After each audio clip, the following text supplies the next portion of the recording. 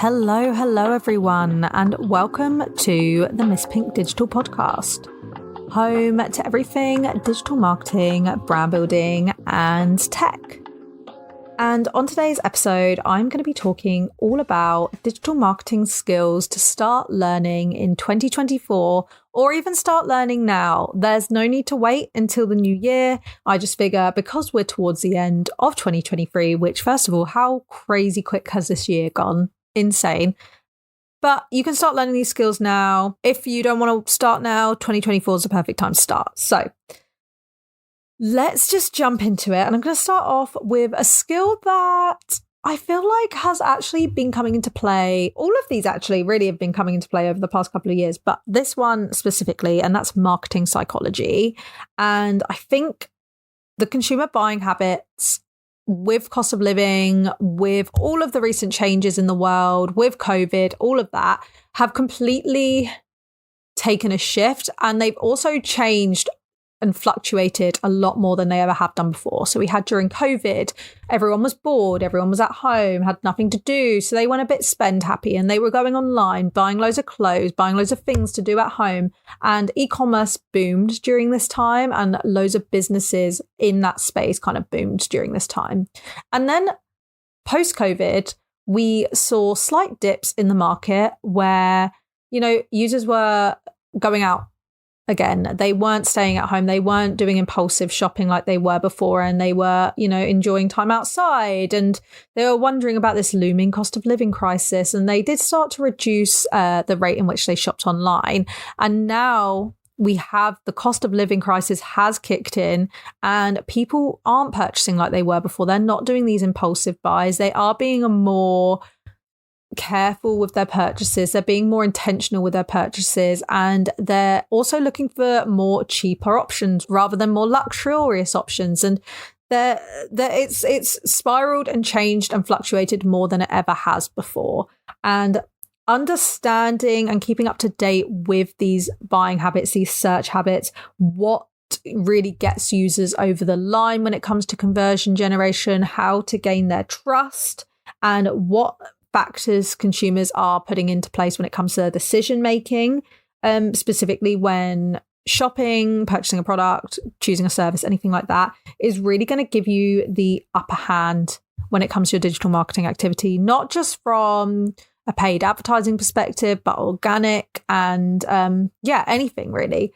So it's arguably one of the most important things you could be doing going forwards, if you're not already kind of looking at that marketing psychology element in your advertising. The next thing is leveraging AI in marketing. Controversial one now. We love to talk about AI, but we also love to hate AI. And unfortunately for everyone who hates AI, it's not going away, and it's just going to get more in our faces.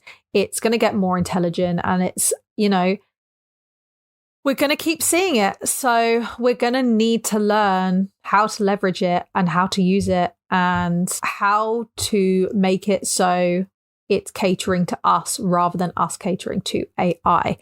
Within advertising platforms, they are pushing automated bidding strategies, more automated, broader approaches to kind of let AI learn. So looking at how you can lean more on that and leverage that more in a way that suits you, whether that's using, broader targeting in conjunction with conversion bidding and target ROAS goals and cost caps and stuff, or if it's using ChatGPT to help write algorithm-friendly Instagram captions or more engaging call to actions, or giving you content ideas which you can then take and mold into your own thing. I think people look at using AI in their marketing as this very no-go area, and if you do that, it means you're not creative and all of that. AI isn't as advanced as it could be at the moment. And it can do great things, don't get me wrong, but it's still not as good as if a person who has trained and understands the industry, understands what they're doing. AI is a tool that can help you and aid you in your marketing. It's not going to be as good as what you can then turn what AI gives you into something. So let's take landing page copy, for example. AI could write a landing page out for, I don't know, a swimming pool business, but it's not going to be as good as if you were to write that. So use AI to help get the base and get the foundations of what you need, and then go in and mold it and change it to be search engine friendly, to be consumer friendly, to be the tone of voice that your client needs and all of that. That is a great way to leverage AI to be more efficient, but to still have your work in there and still make it what the client needs and what is going to benefit your website, what is going to benefit your client's website, what's going to appeal to the user more. There's a saying, and it is, AI won't take your job. It is somebody using AI that will take your job. And that's by Professor Richard Baldwin. And it's definitely true. At this moment in time, companies are going to shift towards people who can use AI and leverage AI to make their systems more efficient. So learning that skill, whether you're trying to grow your career in digital marketing, whether you're working in-house and want to improve your digital marketing strategies, or whether you are a business owner and you're looking to improve efficiency, leveraging AI is going to be one of the ways you can do that. And unfortunately, if you're trying to climb the digital marketing ladder, whilst your skills are going to be more important, companies are going to also be looking at if you can use AI and how you have used AI to amplify your campaigns. The next skill we need to be looking at in 2024 is data privacy and compliance. How boring, I know.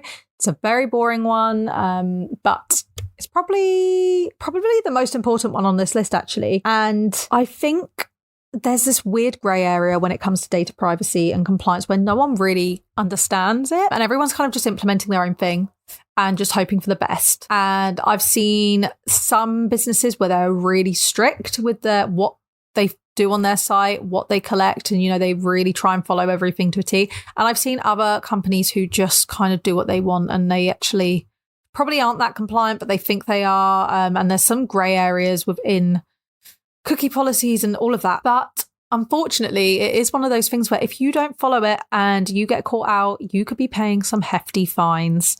So it's just easier if you try and follow it. So learning this is going to be incredibly important, especially if you are doing, a career in digital marketing where you do track data and track people and use that data for decision making. Your bosses are going to be turning to you to kind of figure out what kind of policies they should have in place, or you're going to be working in conjunction with a web development team to figure out what you need to have in place to really follow those policies. And it's just important. It's boring, but it's important. And that's really all I can say on that topic, because there's not much else to say other than we have to follow them, and they're going to be changing and they're going to get more strict. So if we can at least get the baseline in at the beginning of 2024, we can then adapt to when they change to become even more strict, because that's what will happen, because privacy is very important. And then last but certainly not least, and this ties in with my first point quite nicely, and that's full funnel optimization. In 2024, we need to stop putting all our eggs into one basket. I've said this before and I'll keep saying it till I'm red in the face. This can be an incredibly bad idea to put all your eggs in one basket when it comes to digital marketing, because if for any reason that channel is no longer effective for you, it means you're having to start from scratch from everywhere else, and your overall business sales will see a dip. I've seen it before so many times where businesses put all of their eggs into one channel, let's say Google Ads, to generate all of their revenue. They don't care about anything else. They don't need to care about anything else. And then their Google Ads campaigns take a dip in performance, or Google removes that campaign type that does really well for them. And then they're just stuck thinking, what do we do? Because they didn't optimize their other channels whilst their Google was doing the heavy lifting. And when it comes to the user journey and, user psychology that we touched on in the beginning, we are being more intentional with our purchases. We are putting more research in to our purchases. We're putting more consideration into our purchases, and we're looking at more touch points now than ever before.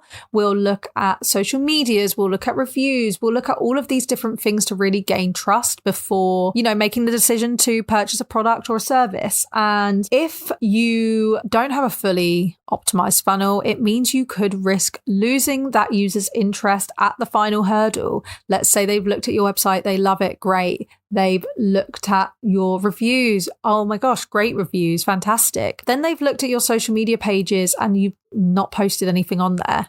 Why should they buy from you if you can't be bothered to invest in your brand? You might lose that user, you might lose that purchase, and just because you haven't optimized the full funnel. And I'm not saying you have to learn every single element of the user journey. I'm not saying if you're a paid ad specialist, you don't then have to learn social media marketing, or if you're an SEO specialist, you don't have to learn paid ads. That's not what I'm saying, but understanding how everything works holistically and really having a look at that user journey and those touch points and where users drop off, and then communicating with wider teams. Hey, our social media traffic is doing really well and they seem to drop off when we get to this page. Can we have a look at this page? And things like that. And really communicating with wider teams, and not necessarily being an expert in everything, but looking at having the ability to look at the data more holistically and then communicate widely of what can be done to kind of improve that user journey and that user experience across the board. But yes, I hope that episode was helpful. These are just quick little snippet episodes to get us ready for 2024 whilst we are in the depths of Q4. So any of these principles you can start applying now, or wait until 2024. Like I say, put them on your New Year's resolution list. So yes, I hope this episode was helpful, and thank you for listening.